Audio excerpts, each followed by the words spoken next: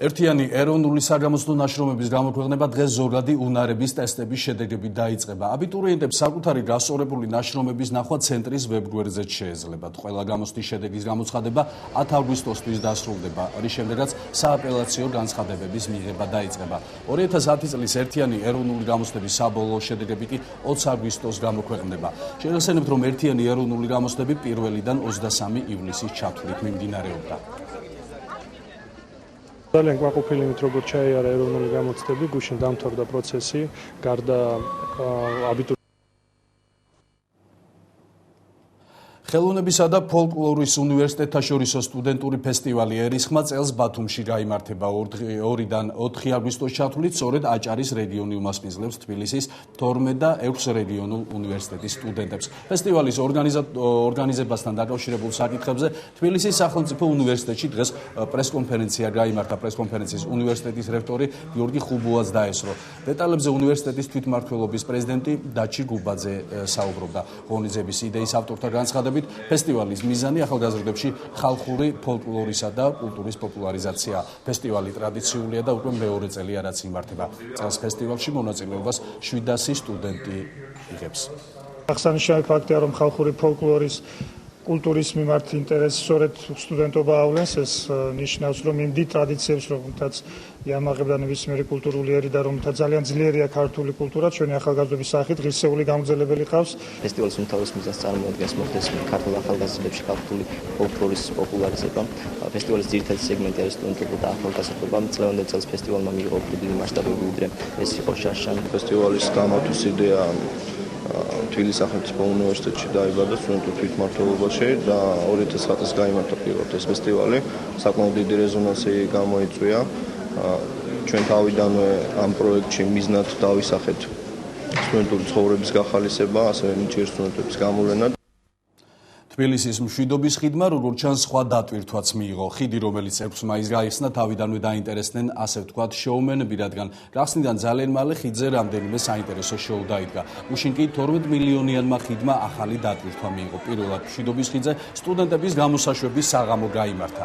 სახელმწიფო უნივერსიტეტის ევროპული კვლევების ინსტიტუტის 15 მაგისტრს საპატიო სიგელები გადასცეს. სტუდენტების გამოსაშვების საღამოს საქართველოს მთავრობის პარლამენტისა და დიპლომატიური კორპუსის წარმომადგენლები ესწრებოდნენ.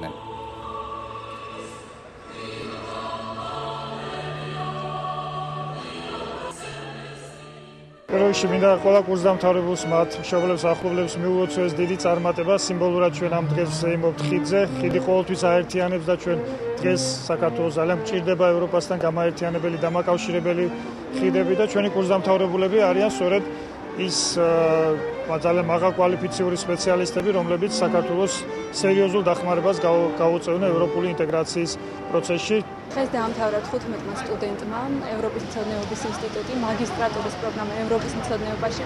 ეს არის მნიშვნელოვანი დღე როგორც ამ 15 სტუდენტისთვის, ისე მთლიანად საქართველოსთვის, იმდენად რამდენადაც საქართველოს ევროკავშირთან ინტეგრაციის გზაზე ეს იქნებიან სწორედ ის ელჩები, რომლებიც ევროპულ ღირებულებებს გაავრცელებენ მთელს ქვეყანაში.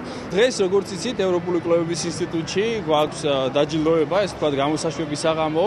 მაგისტრატურა დავამთავრეთ, მაგისტრატურა არის ევროპულ კვლევებში. ვფიქრობ, რომ ძალზე სიმბოლურია ის, რომ ეს ღონისძიება იმართება მშვიდობის ხიდზე, თანამედროვე ხიდზე და ეს ასახავს, მე ვფიქრობ, რომ ამას ჩემს სიტყვაშიც ვიძახი, რომ ეს არის გარკვეულწილად ხიდი საქართველოს დიდი წარსულიდან. ფესტივალი არტგენი კი გრძელდება დღეს საღამოს ეთნოგრაფიულ მუზეუმში. გურიის, სვანეთის და შიდა ქართლის ანსამბლები მიიღებენ მონაწილეობას. უშინ კი არტგენის მეოთხე დღეს ფოლკლორულ ანსამბლებთან ერთად ჯგუფები ფრანი და ხიდი მონაწილეობდნენ.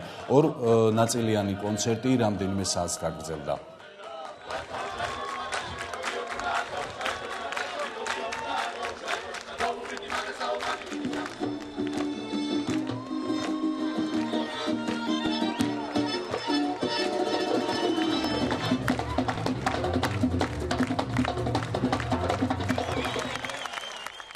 ეს იყო კახეთის, ქვემო ქართლის და ქვემო სვანეთის დღე. ძალიან კარგად ჩაიარა, მინდა გითხრათ, რომ პირადად მე თვითონ და ყველა თითოეული დამსწრე მაყურებელი იყო ძალიან ყვავილ.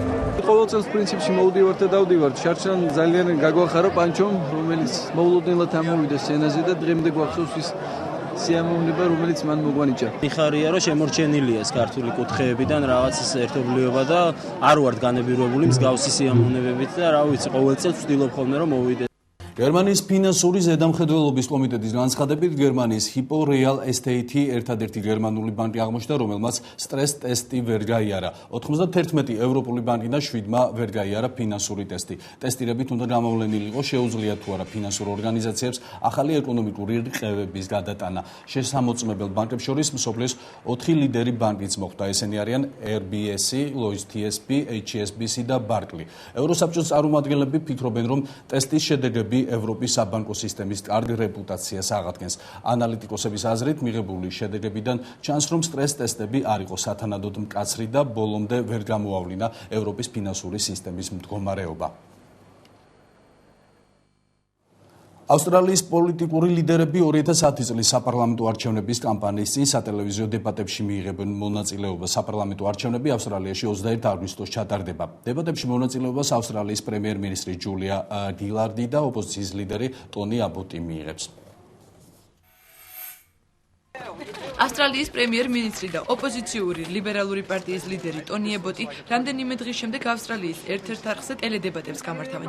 კანდიდატები 21 აგვისტოს შესატარებელი საპარლამენტო არჩევნებისთვის ემზადებიან. საპარლამენტო არჩევნები ავსტრალიაში ყოველ 3 წელიწადში ერთხელ ტარდება.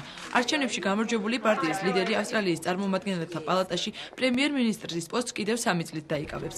გამოკითხულთა მონაცემებით ამჟამინდელი პრემიერ-მინისტრის ჯულია გილარდის პარტია ლიდერობს. ჯულია გილარდი ავსტრალიის პრემიერ-მინისტრის წელს ივნისის დასაწყისში გახდა. ახლა ორივე კანდიდატი ქვეყნის რაიონების ამომრჩევლებს ხვდება. 48 წლის გილარდი ავსტრალიის პირველი ქალბატონი მინისტრია. კანადაში სამხრეთ ალბერტაში ავიაგამონადგურებელი თვითმფრინავის პილოტმა სასწავლო პრაქტიკის დროს თვითმფრინავის მართვის კონტროლი დაკარგა და ჩამოვარდა. თვითმხილველების თქმით, პილოტი მანევრირებას ახდენდა. რა დროსაც ჩამოვარდნენ თვითმფრინავს კი ცეცხლი წაეკიდა, თუმცა პილოტი გადარჩა.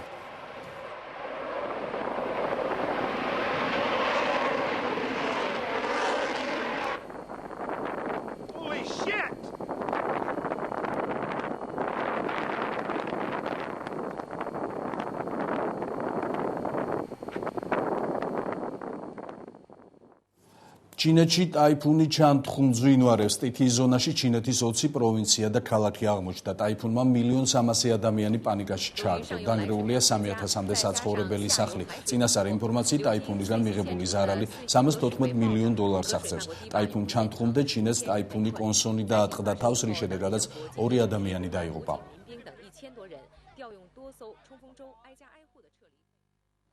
ავღანეთში ამერიკის სამხედრო ძალების ყოფილი მეთაურის გენერალ სტენლის 34 წლიანი სამხედრო კარიერა საზეიმო ცერემონიით დასრულდა. ცერემონიას, რომელიც ვაშინგტონის ერთ-ერთი სამხედრო ბაზის მახლობლად ჩატარდა, ასობით სტუმარი და შეერთებული შტატების სამხედრო უწყების მაღალჩინოსნები დაესწრნენ.